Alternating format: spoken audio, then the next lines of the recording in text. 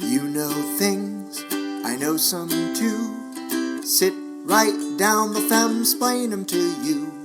If there's a thing you wanna explain, these two feminists can entertain. Nerdy stuff, sexy stuff, so much to know. Tune in for the Femsplain Show. Femsplain! Welcome to Femsplained, Avalon. Why did you do that right when I took a big sip? Because it was fun. Oh, well, welcome to Femsplain. Diana, how are you doing today? I'm doing pretty good. I'm extremely warm and my hair's expanding. But otherwise, I'm doing pretty okay. How are you doing? Pretty okay. I, too, have pyramid hair. I haven't gotten a trim in a million years to try to get as many inches as possible for wedding hair. But that means that it's, like, shapeless and horrible, so... That's good, but it's a nice color. Thanks. Yeah, I made it redder, and I'm pretty happy with it. And it's pretty cool. I need to buy a new eyebrow pencil, though, because my strawberry blonde eyebrow pencil is way too light. Oh, wow. You actually do what you're supposed to do and match your eyebrows to your hair. Well, so I naturally have like white blonde eyebrows, and it looks like I don't have any eyebrows, so it actually looks really scary if I don't. I literally have not known this. I did not know that. I mean, I don't, most of the time, I don't wear makeup very often, so most of the time my regular eyebrows are my regular eyebrows, but when I make my hair more saturated or darker at all, it becomes like very, very apparent that it doesn't look right. I think that typically the guideline is that eyebrows are meant to be a little bit darker than your hair, and mine are significantly lighter than my hair. So. The last time I read anything about this, I was in the 7th grade and I was reading a Cosmopolitan that I stole from the library in New Jersey. And I remember that they said it's supposed to be one shade lighter than your hair color. Oh. I don't know if the rules have changed. No, but you could I've be right. lived and died by that because it was the only time I've ever read anything about beauty. I guess it depends, right? So if I think about like a Billie Piper, or I think about someone blonde, their eyebrows are always a little darker. But maybe someone with dark hair like you, it's supposed to be a little lighter. Oh, maybe. Maybe it is specific like that. Yeah. So anyway, I had an eyebrow pencil that was for like my hair when it's super red, and I have one that's for my hair when it's like my natural like strawberry blonde red. And I can't find my super red one. So I have to buy a new one. The beauty people in the world would have you believe that if you have red hair, you should use a brown pencil for your eyebrows, but like that's always going to look fucked up. Don't do that. There are red eyebrow pencils out there. They're just harder to find. Well, I'm proud of you. Also, welcome to our beauty podcast. Welcome to our eyebrow-specific advice podcast. Where I give beauty advice based only on the one time I read a Cosmopolitan when I was 13 years old. Exactly. And meanwhile, I'm wearing drow makeup, so I shouldn't be giving anyone any. Wait, all right, so what is drow aesthetic? So what I have arbitrarily decided is drow aesthetic is... Yeah, tell me, because it's fact now. Strong brow. Mm-hmm. Either a strong lip or like an eerily nude lip. Mm-hmm. And no... Like so nude that it looks like it blends in with your whole face. Yes. Eyeshadow is allowed sometimes, but no eyeliner or mascara. Is what I've decided. Okay. Because I think that keeps it a little bit creepy. It does. It makes your eyes like kind of sink. Yeah. When you do dark like eye makeup, but you don't do liner, it makes your eyes like sink into your skull a little bit. Yeah. So that's what I'm thinking. I like occasionally, I think it's okay maybe to do something a little weird with an eyeliner. Like some of the drow times, I've done just a tiny bit of like a bright blue eyeliner, but only like on the bottom inner corner, or like just something like that's not quite what you want it to be. I guess like maybe what you would wear if you were going to the club in the Matrix. Yeah. But no smoky eyes. No. No, it's Because not that kind of gets into a sexy. pretty territory. Right. No, and this is creepy. We're It's aiming supposed for to be creepy Yeah. and intimidating, specifically Right. because mice is intimidating. You know, I think I intend mice to be intimidating, but I think I'm getting further and further away from it. I feel bad every time. Mice is not supposed to be like mischievous and silly, and I think that's starting to happen, and I feel bad. Mischievous? I'm not getting mischievous and silly. I'm getting like that she's getting a little annoyed and wants to get to her goals. Okay. Sometimes I feel Yeah. like she's like teasing the party members, and what would be authentic to her character would just be to be ignoring the other characters. We're talking about our D&D game that happens on alternating Tuesday nights that takes place in Neverland, where Avalon plays Mice, a drow warlock named Mice. We'll pull it back in. Sorry. Yeah. No, I just realized that we went on Yeah, we still haven't Tangent-ville and said we what haven't the even started. podcast is. So, yeah, the podcast is Femsplained is a girls-only clubhouse podcast where two queer femme human beings, Avalon and Diana, talk about the stuff we like and how it pertains to being a lady person. Yep. But that doesn't mean that you have to hold the same identities as us to listen to this podcast and hopefully enjoy it. It's just something that we feel empowered to do, to create this space, to lend our perspectives to that cat. You just picked up a cat. I just pulled a cat out of a hat like a magician. And so that's our preamble. But I would like to say that Femsplained is really excited to announce that our Femsplained podcast is now sort of part of an umbrella network that Diana and I have created called FemNPC.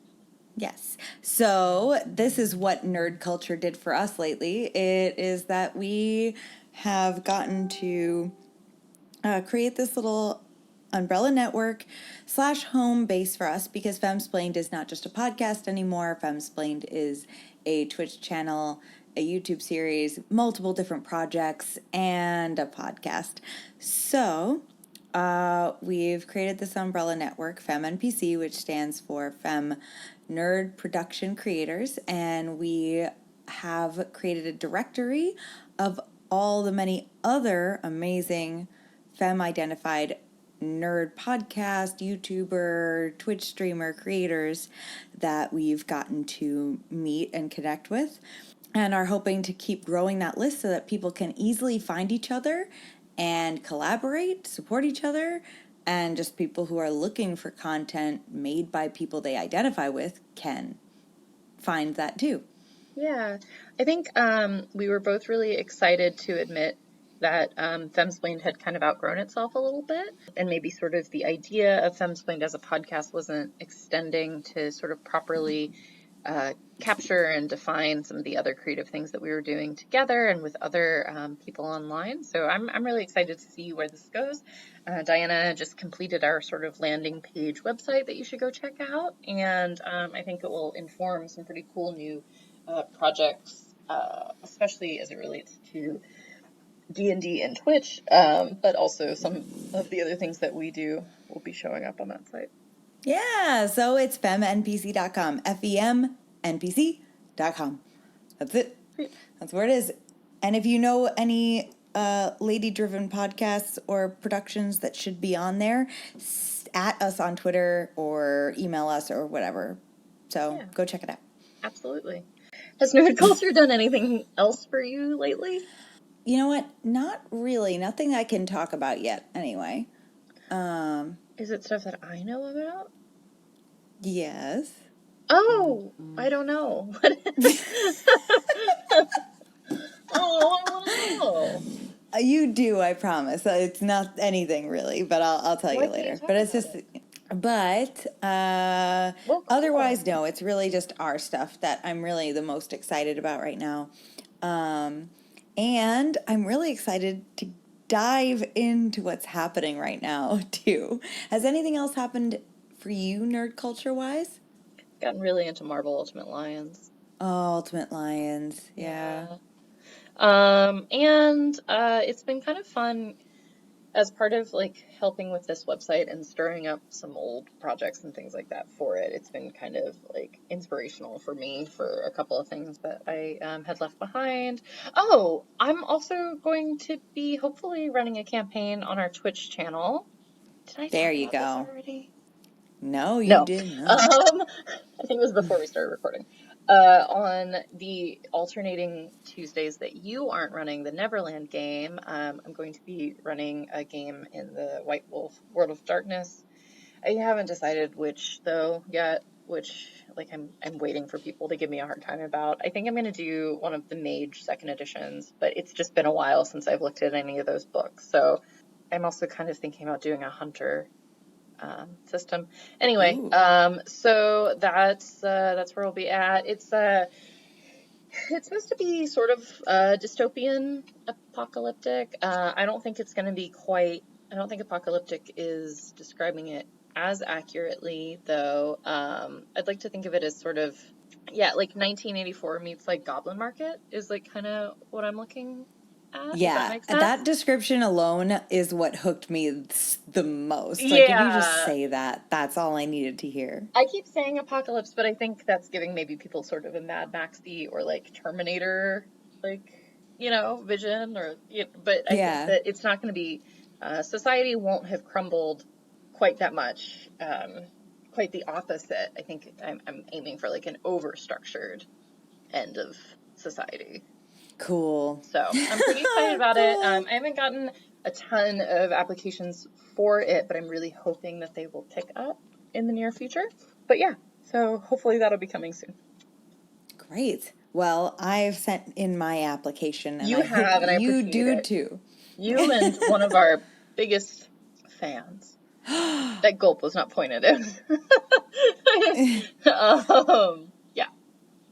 That's so exciting. Okay, amazing. Yeah, so I'm really excited about that. So please, if any part of you is interested in doing that, or if you know anyone or have any platforms that are good for recruiting people, I would love to get started with it fairly soon while I have a ton of free time. So if you're listening, please apply.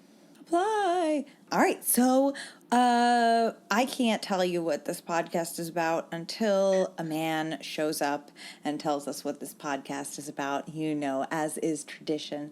So if we Yes. could get a Help man us in get this here. back on the rails. In a mansplain minute,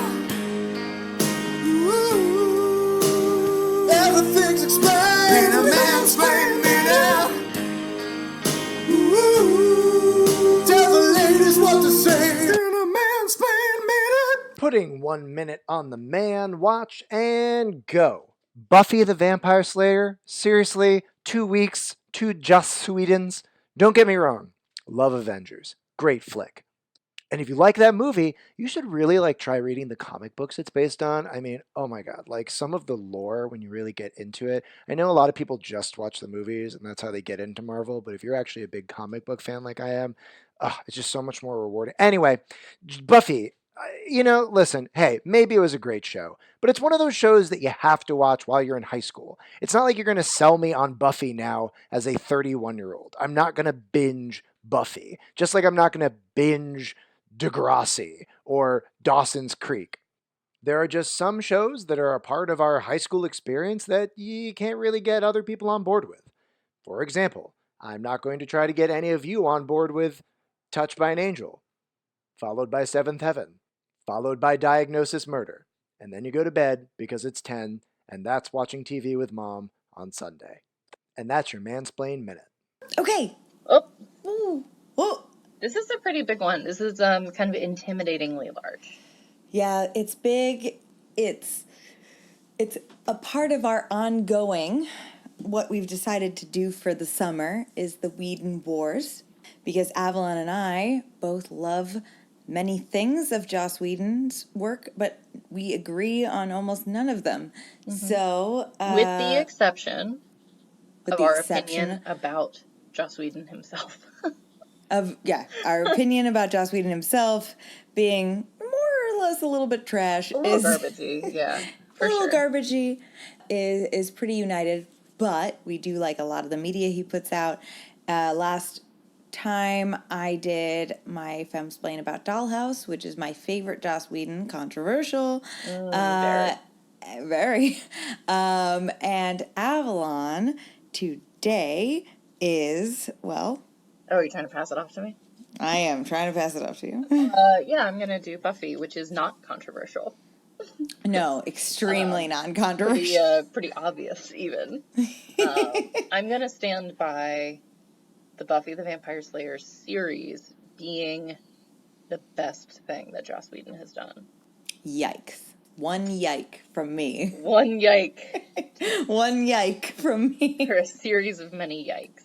Yeah, Buffy is a WB series that ran for 7 seasons. There are real ups and downs, I would say, in the quality of some of the different story arcs.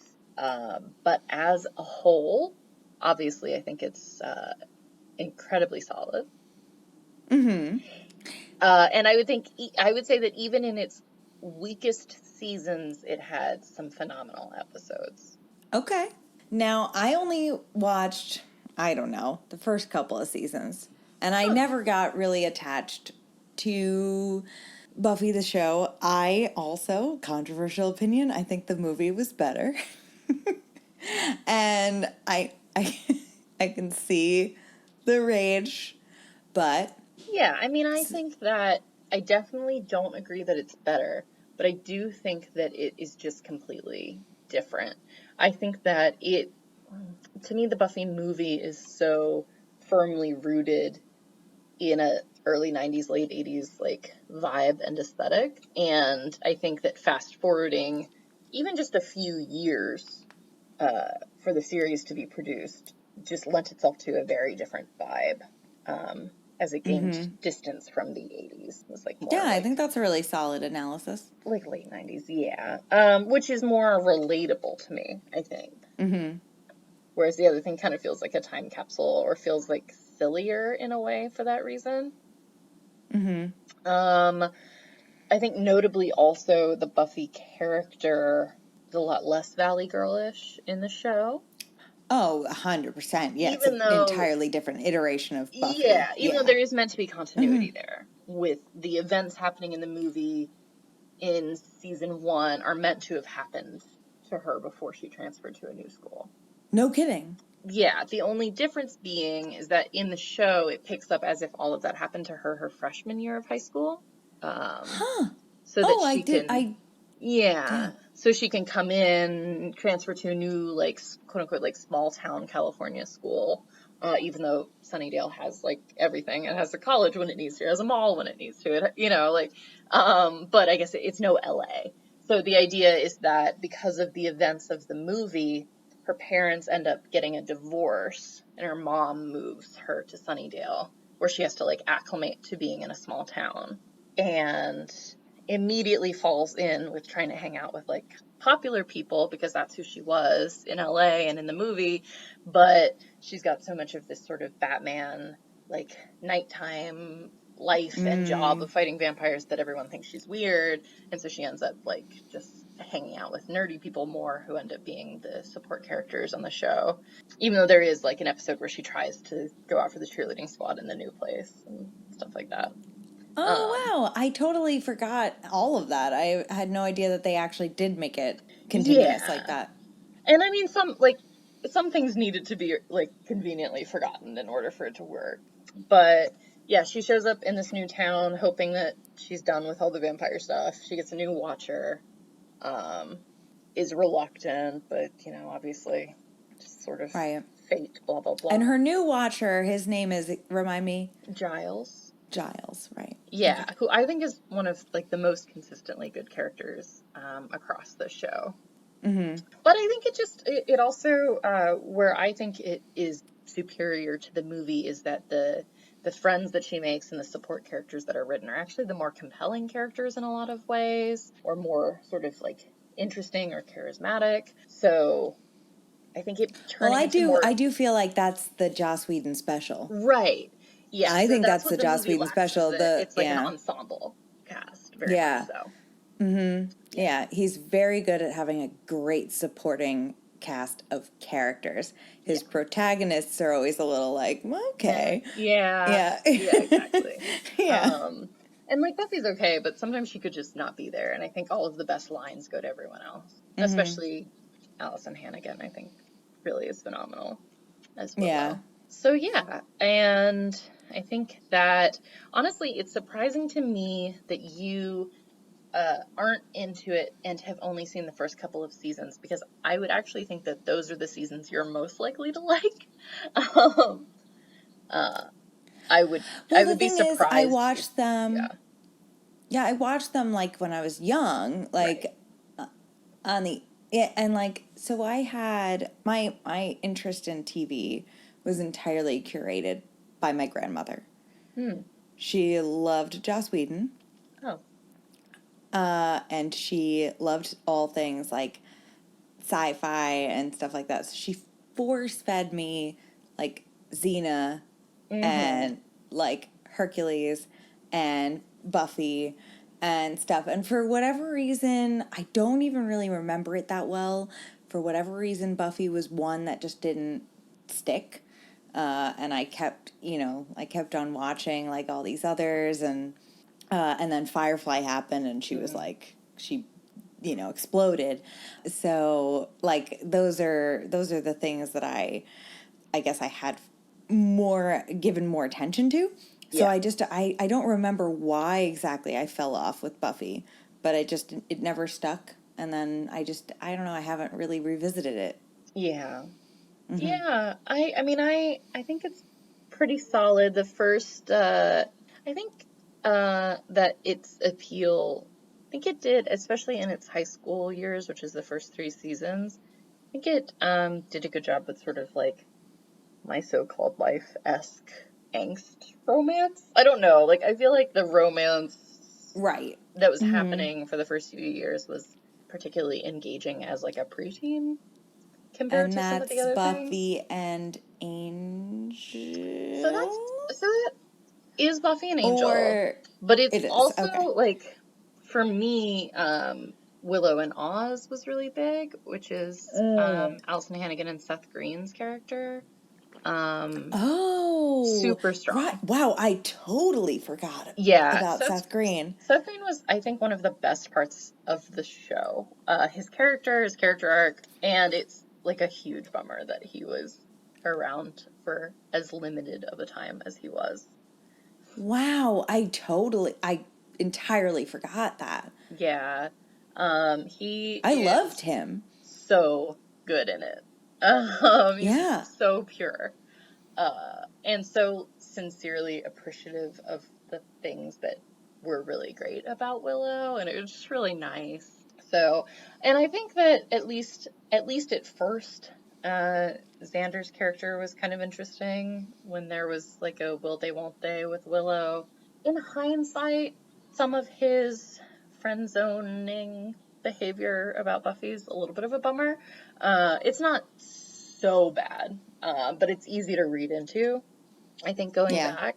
And then I think that his character just gets more and more sort of like selfish and weird as the series goes on. He's the only one who doesn't get into college, and it just kind of makes him a little bit like estranged and a little bit like of a dumped upon character, and then he also acts that way, and just like a weird cycle that I don't love. Like lean into like a really big stereotype with him. Kind of, yeah, and Yeah. and then it's like, in a way, it's deserved that he acts sort of alienated and kind of put upon, but in a way also it just makes him into a douchebag. So, Yeah. So, okay, so I guess one of the things I want to what time period of your life were you in when you were watching Buffy? I know it like spans a lot of time, but still, like yeah, what's like the general? I feel like I remember watching it. Okay, so I had a friend who was a few years older than me that I think really liked it and recommended it. And it was my friend that I really got into Sailor Moon with. And I think that she saw the sort of like Buffy Angel romance as being like, oh, so romantic, and you have to watch this, and it's just the best. I know that it started in 97, which makes me feel like I was too young to actually be watching it on my own. But I think I must have caught up with it fairly quickly because I do remember watching new episodes of it, at least the season where they first went to college, which would have been around 2000. Okay. And Yeah. then I just watched it on TV. I know that every girl I knew was obsessed with Spike. Yeah, That's what I remember in my head the most is that, every goth girl wanted to fuck Spike. yeah, I still have a bit of a problem with Spike. Somebody actually auditioned for a burlesque troupe the other day with the one musical number that Spike does in the episode where a demon comes and makes everybody sing like they're in a musical. Once More with Feeling, the best episode of anything ever written ever. Yeah, I definitely don't think that it's that good of an episode, but a lot of people do. I think it's actually I just love it. Oh, it's super awkward. That's why I like it, though. Yeah, and I think that I don't know. So some things about it are more cringy. We'll circle back to that. Like enduringly awkward. But yeah, so Spike is super problematic. That I knew. Yeah. But go on, please. For a lot of reasons. But I do remember Spike being super hot, especially when he first showed up. I remember thinking that Spike's sort of loyalty to his vampire girlfriend, who is a fascinating character, really cool character, named Drusilla, who's just like an insane vampire and is like talking to dolls and getting really weird. And he's like, his only priority for the first 2 seasons we see him basically are taking care of her and like getting her well and things like that. And he hates Angel so much because it turns out they all have a shared history, and we only get a couple of flashback episodes to when they all like first became vampires, but they're really solid, except for the actor who plays Angel, David Boreanaz, is supposed to be Irish, and he does like the worst Irish accent ever. Wow. Great. But I love that. We see like that these people were really intertwined when they first were turned into vampires and things like that. And what's really interesting is we like at one point, and I think this is when Spike was really cemented for everyone, but at one point we learned that when Spike was a human, he was actually like a huge loser that everyone was really mean to, and he was just like this big nerd and like this bumbling like Victorian man, and he was like really in love with this woman who was like mocking him all the time, and he was writing her poetry, and she like caught him like laughing with some other guys about it, and he's just like the biggest sweetheart of all time. And then he ends up getting like turned by this group of vampires, and he turns into an incel nuts. Idiot. Yeah. But when you kind of like first realize that this really like punk vampire guy actually has these roots in being a fucking dweebus, it's really endearing, and I think that cemented it for a lot of people. But he's just like an extremely flawed and insecure and funny and loyal character.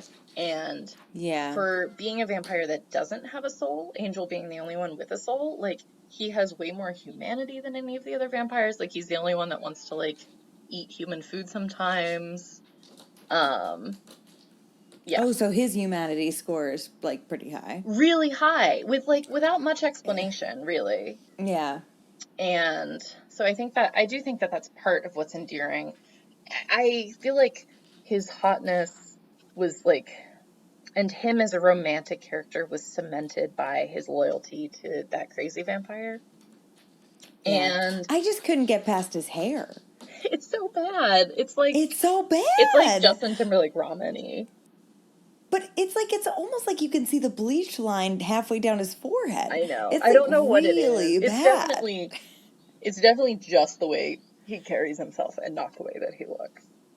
Yeah, right. It's all personality and none of the And then like abruptly, it's been a while. Maybe season 4, we abruptly learn that he has like a crush on Buffy, and like he's disturbed by it and he's really pissed off about it.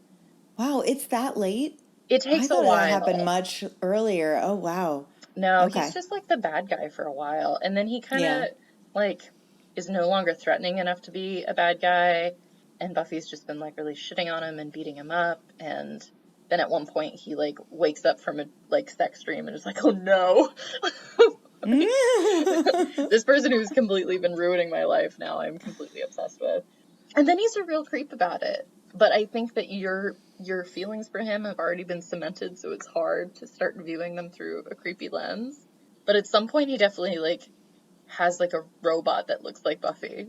That's a sex doll, which is really, Oh, Joss, really, good to know you're still Joss Whedon. yeah. Good to know it's still our old boy.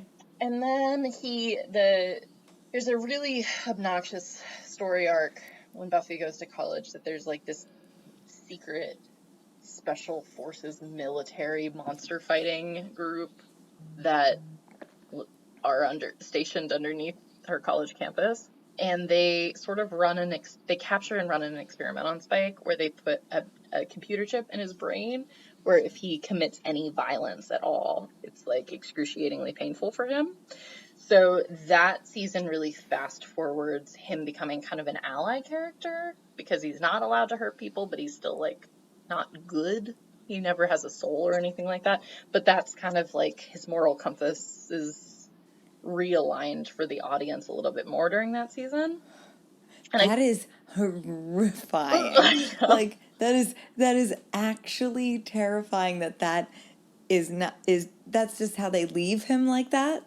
Well, they do for a while, and if I remember correctly, then it's under those circumstances that he falls in love with her because she keeps like showing up and beating him up and like for information, and he becomes an involuntary informant for monster things that are happening, and he's so frustrated because he can't fight back at all and he can't hurt anybody. And it like turns into a weird sexual repression for him with Buffy, where she just keeps showing up and humiliating him and beating him up, and then he just like keeps getting really fixated on that sexually. I am freaking out. That is insane. Yeah.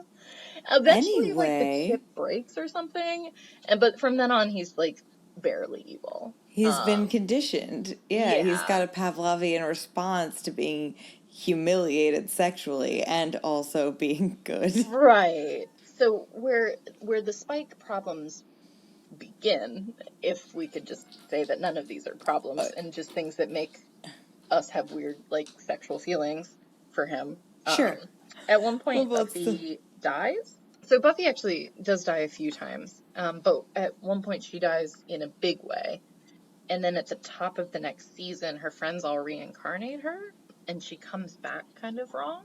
Not just in the way that, we know in stories and you bring someone back and they're a zombie and they lose their humanity and they're like a little fucked up and weird. But it turns out that they reincarnated her and brought her back like actually from like a heaven place. And so she's very resentful and is not acclimating well and doesn't want to be back. And finally like had peace. So she comes back not evil, but like super bitchy and resentful and like sort of self-destructive. And in that space, in this self-destructive space that she's in because she's been brought back when she like finally found peace, she starts actually like voluntarily just fucking Spike a lot, which creates them as one of the couples that people like look back on and stuff like that. However, as she begins to move past this space, there is a scene wherein their sex no longer becomes consensual. Yes, Spike rapes her. What? Are you kidding me? Which is why it's really hard to be a Spike fan. Because Joss Whedon wrote this very, very weird thing that feels like it should not have happened, but I guess did. So a lot of people feel like they can delete it from Spike's continuity because it doesn't feel like it fits right. And it's just like so unnecessary. Yeah. So I am one of those people who struggles with what that means for Spike in my continuity. Oh my God.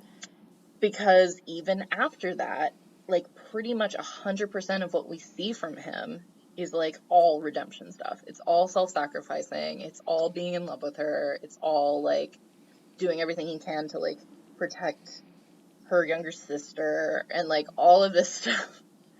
Holy shit. Yeah. So I have not, granted, I will say I have not seen that episode in like a really long time.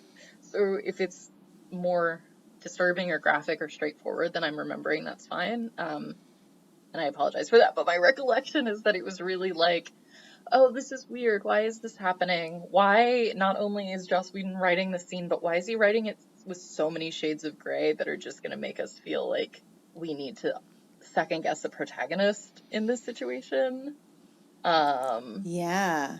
And then continuing to write him as like a romantic character that deserves redemption because even though he never actually got a soul, he loved her so much that like even without a soul, he like learned to love. Like is this whole by the very end of the series, like that's kind of like where I just Spike's have this at. whole.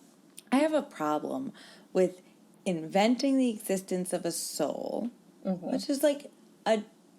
This is another Joss Whedon trope, where he like forces this idea of a soul on us, but never defines it ever.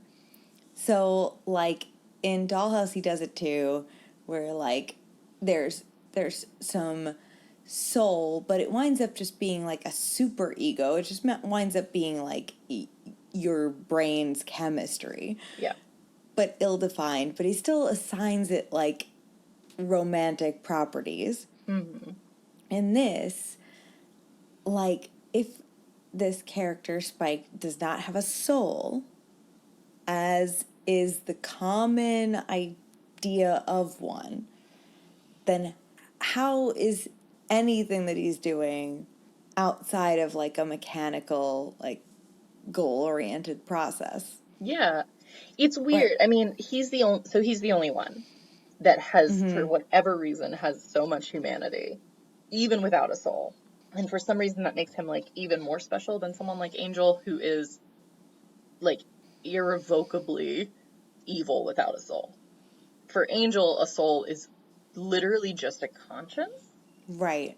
So it's almost like, I guess, this idea of morality with faith imposed on it versus morality in like an atheist space. Like coming to that on your own without the repercussions maybe is more significant than somebody who literally is just doing it because they're feeling tortured by consequences otherwise. Okay. But it doesn't seem, well, that would make sense to me, but it doesn't seem like that's the way it's being sold. Or is, Yeah, I don't know. I mean, I don't know if it's even being sold. I think it's just there. I think maybe potentially that's just like my trying to interpret it because I don't yeah. really feel like they speak as overtly about whatever the fuck Spike's situation is as they should. Because no other vampires are out there doing anything but just like being driven by hunger or power or Right. addiction to making people afraid. I guess it's weird writing because he wrote this as a vampire story that is taking place in a universe where like some sort of supposed Christianity exists as the like because there's like heaven, There's hell, heaven, souls, there's stuff. crucifixes as some sort of Right. power source, holy water. But other than that, the only sort of like spirituality that comes into it is very pagan. Right. And there's like the original, like the true source power, like of good and of evil. But it is very analogous to, at least it's very analogous to hell. Like that part's explored a lot. I think it's only when she comes back from like a heaven place that we get any kind of like God related acknowledgement. And that just kind of seems like a warm and fuzzy place, not so much like Right. a higher being. Okay, so they like get around that by like making it about the places, the destinations, and Yeah. not the deities that run them. Okay. Yeah. I mean, if you start to Pantheon Angel, you start to get a little bit more of that. I think that other than that, the closest we get is like later in life, Willow becomes like the strongest witch of all time. And that starts to tap into a little bit like of a circle of like the feminine power, oneness, creator energy. So that starts to kind of happen at one point, which Okay, doesn't cool. fit into Christianity very well. But I feel like that's the most overt source of like good power balance. Yeah. Okay. So I guess I'm really curious. I guess I get a little fixated on the aspect of writing a vampire story with like tying religion into it, because if you lean into the Christianity aspect, you have to essentially like decide, do vampires lose their soul and therefore like lose their humanity forever, or are they just becoming like, some new type of creature? It's the first one. If In you this verse, don't, hands down, in it's the first this, one.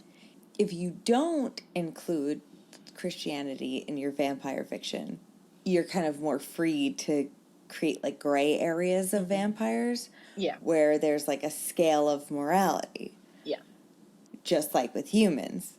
But in this, it's kind of like it's almost across the board, except with this Spike character who has like kind of both of those situations going, where he has a scaled morality and then also he can't be because he has no soul. Right. Yeah. So, I mean, that's why he's the most romantic character, right? Is that there isn't, like, an explanation for it. He's just, like, a fucking snowflake. Right. He's special. Yeah. Yeah. So, anyway, it's really hard. It's a really hard sort of cognitive dissonance that you have 7 seasons with somebody. Or I guess you have 6, because he's not in the first season, if I remember correctly. And then there's one goddamn episode that feels really weird, followed by the show not, like, condemning the character and continuing to, like, rub it in your face that, like, he is good. He's just a vampire, like, what? Give him a break. And, like, you're all in love with Angel, and he's, like, so much fucking worse. He's done so much worse. Angel's done worse? Well, yeah, when he didn't have the soul. Wow. Angel's, like, really bad. Angel, like, as a vampire, before getting a soul, his whole thing was that he just, like, fucking psychologically tortured people to the point of insanity and raped them and killed everyone they ever knew just to, like, fuck them up as much as possible. And he's the one with the soul. Okay. Well, and so that's pre-soul. Cool. So he was cursed with the soul by, I believe, a Romani elder. And his curse specifically, which then becomes kind of problematic, is that he will always have a soul, and he will lose his soul if he experiences ever a single moment of pure happiness.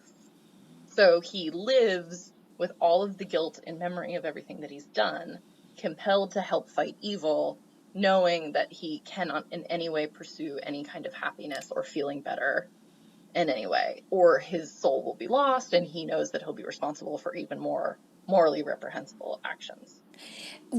All right, well, I know that you're not Joss Whedon, but I have questions. Because if we already have the example, do they ever address the fact that we have an example on the show of a character who has no soul as a vampire who changes his moral actions and behaviors? No, because that happens way after Angel leaves the show. Oh. Yeah. Interesting. Yeah. Okay. He's on his own show for quite a few seasons. I thought that they coexisted for a lot longer. No, they really only coexisted for a little while. They coexisted a little bit while Angel was good, and Angel was trying to help fight them. And then Angel does loses his soul again, and he joins back up with, like, the vampires, including Spike, and Spike's girlfriend. And Spike hates him so much because he starts fucking Spike's girlfriend. And, like, putting him down all the time. And then, yeah, Angel gets his soul back, and Angel's like, I can't be here anymore. I have to go move to another city and be on a different show now. Because I'm just going to keep losing my soul, because I'm just going to keep experiencing true happiness if I am in a relationship with Buffy. Ew. Which brings me to the problem that I have. Gross. What is the problem? So Angel loses his soul when he experiences a moment of true happiness when he fucks 16-year-old Buffy. Yep. And Wow. and Okay. it's very romantic, right? It's like they make love and it's pure happiness and it's Ah. great. Ah. Um, and then he Mm-hmm. turns completely evil and she's like, "Why? I don't understand." Ah. But then when Angel is on his own show, we learn that it's actually just whenever he fucks anybody that it's pure happiness and he loses his soul. And he's experiencing pure happiness seems to just be coming.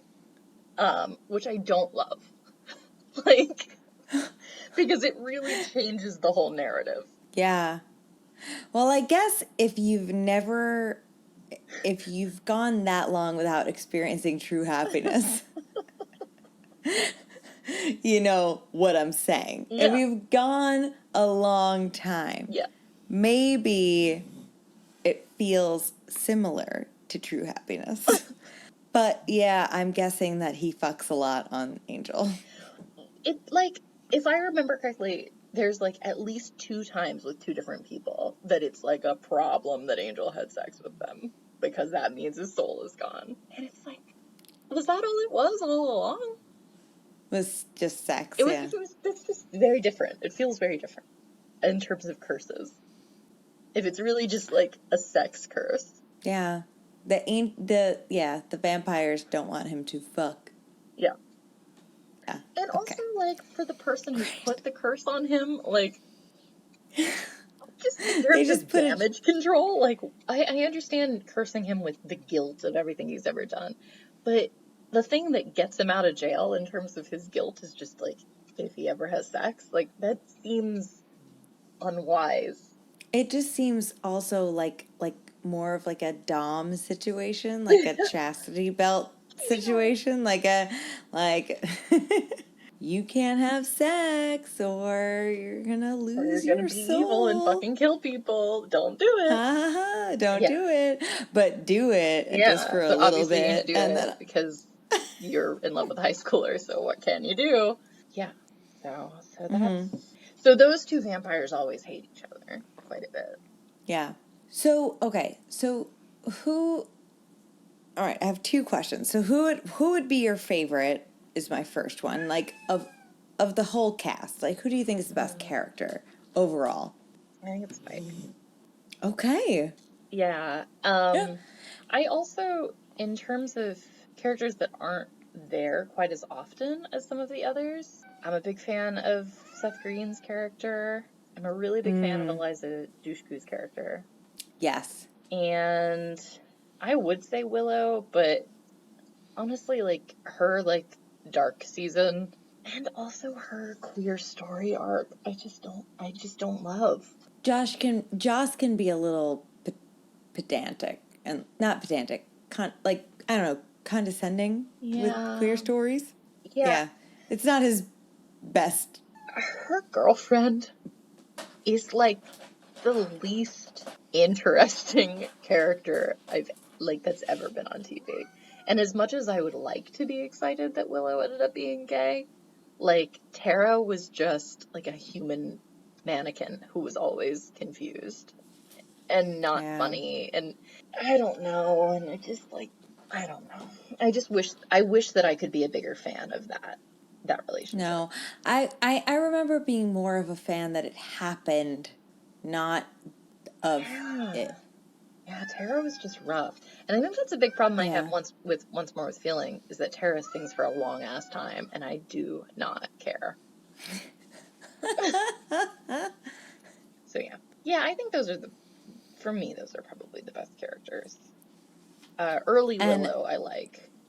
yeah, oh right, in the with the Seth Green era. Yeah, honestly like right around the time that she got into magic and was gay, like I didn't like her as much and that seems like the opposite of what reality should be.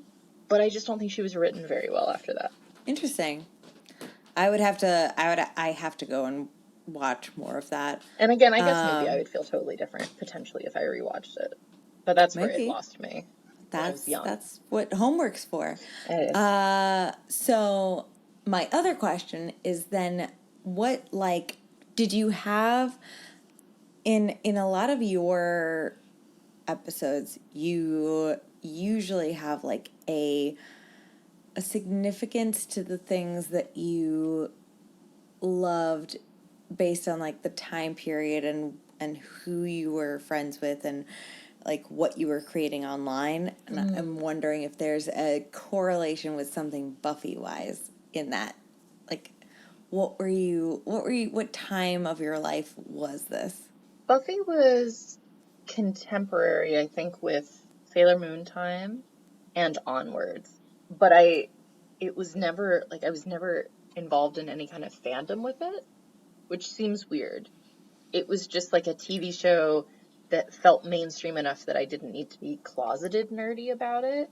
But I also never really had people I could talk to about it. When my dad watched it, I would watch it with my dad a lot. So it really was more like Friends to me than Yeah, this was more mainstream. yeah. Yeah. And so it was just like a show that I liked that seemed like a normal thing to like.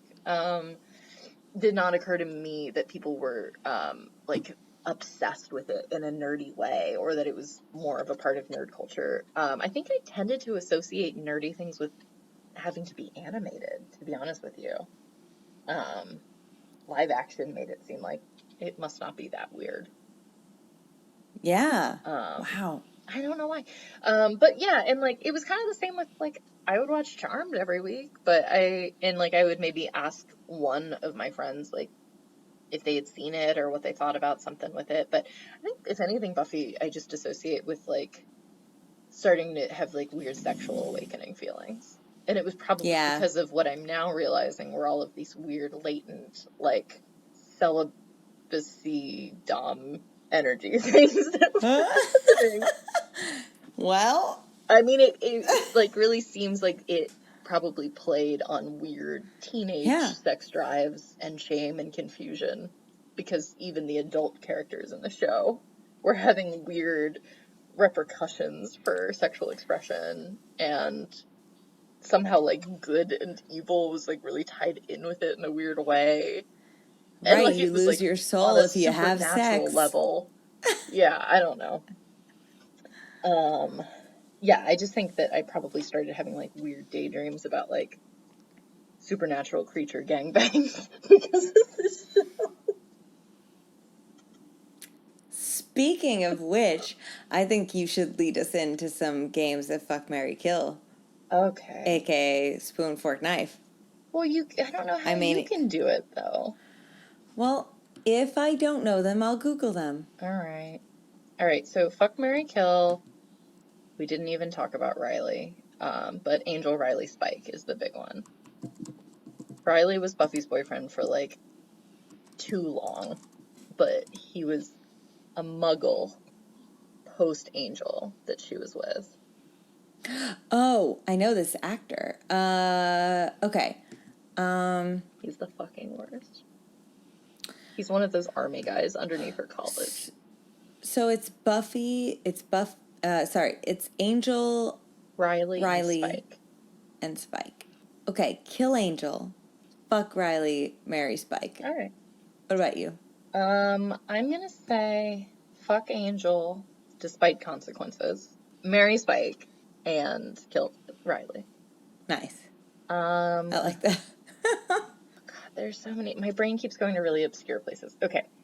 Fuck, marry, kill, Buffy, Faith, and Kendra, who are the 3 Slayers. Oh, wait, Kendra. Hang on. I don't remember Kendra. Kendra is not a memorable part of the show for a lot of people. But each of them is a Slayer. Thank you. Okay. Fuck Kendra, marry Faith, kill Buffy. Interesting. All right. Oh, I just lost it. Okay, fuck, marry, kill. Giles. Mm-hmm. If you don't put Xander on one of these lists, I don't know what to do with you. I will eventually, but hold on. Fuck, marry, kill. Giles, Oz, and Wesley. Oh, okay. I know that actor. All right, just based on the actors, because 2 out of the 3 of these, I don't know their characters that well. I'm going to kill Wesley. Okay. I am going to... Oz versus Giles is really hard. Yeah, that's really difficult. Yeah, fuck Wesley, for sure. I think fuck Giles and marry Oz. Okay. How do you feel about that? I think that's fine. Yeah, it's hard. It really could go either way. Yeah. But Right. the consensus is to fuck Or to Wesley. kill Wesley, yeah, for sure. To kill Wesley. Okay, so we'll do a Scooby's edition. Oh, wow, we could do so many of these. Let's do Willow, Xander, Cordelia. Cordelia is like the vapid cheerleader character that bullies Buffy at first, but then sort of becomes one of them slowly. Wow, this is like a really hard one. I think, oh God, I think I kill Cordelia, fuck Xander, marry Willow. I would say fuck Cordelia, marry Willow, kill Xander. Kill Xander? Yeah. I loved Xander. That was a big he gets really crush of annoying. mine. Does he? Yeah. Yeah, he was a crush of mine in the first couple of seasons. Oh, for sure, same. Yeah.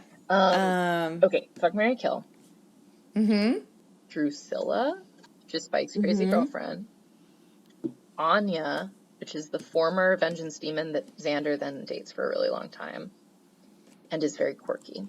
And Darla, who's the vampire that originally turned Angel and is constantly trying to tempt him to be evil. All right, Drusilla, Darla, what's the other one?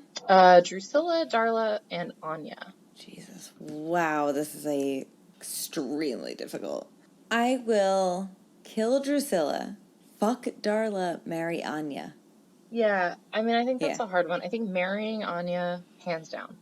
Yes. Whether we are fucking or killing Drusilla or Darla, I don't know. That's tough. It's tough. Yeah.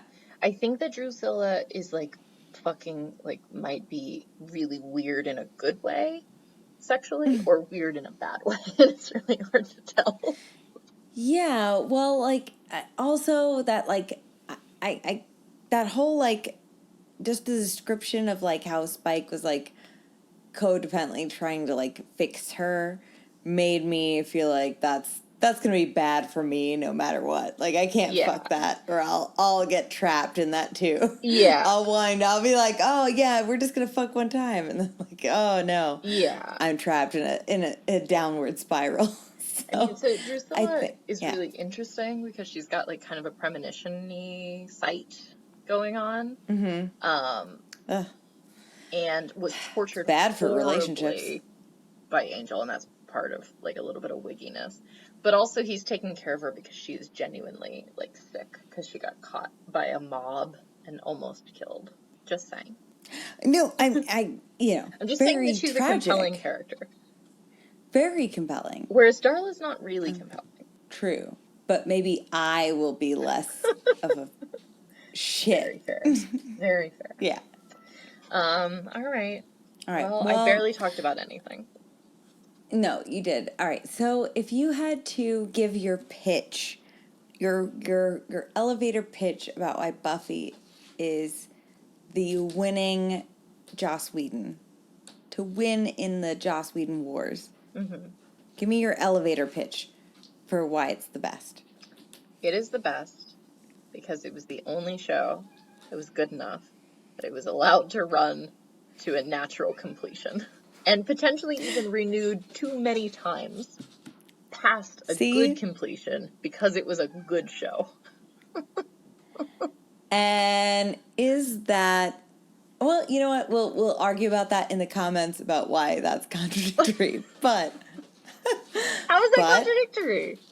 No, just no. You're fine. Well, I'm genuinely curious. I mean, I can see how that's a weak argument. I just don't. I just think that, if it's been renewed too much. Oh. Did it actually come to a natural completion? Or was it extended with like an iron lung past its prime and forced to live? I will say, doomed to life. Yeah, of all the things in our Whedon Wars, I think that this will be the only one that did some pretty serious shark jumping, which is not something I talked about. Yeah. It may have committed the greatest shark jump of all time. Can you briefly say what that is? Yeah. in season, I think 5 or 6, for absolutely no reason, everyone in Buffy's life, except for Buffy, woke up remembering that Buffy had a younger sister who had never existed previously throughout the entire series. Cool. Yeah. And she's the fucking worst. It's Michelle Trachtenberg, and she runs the show into the ground. From then on, Buffy's number one priority for no reason has to be getting a bratty teenager out of trouble, which has so far, like, we have, as an audience, zero connection or loyalty to. Yep. It's the worst. Good job. Good job. I think I just made your argument for you. Yeah.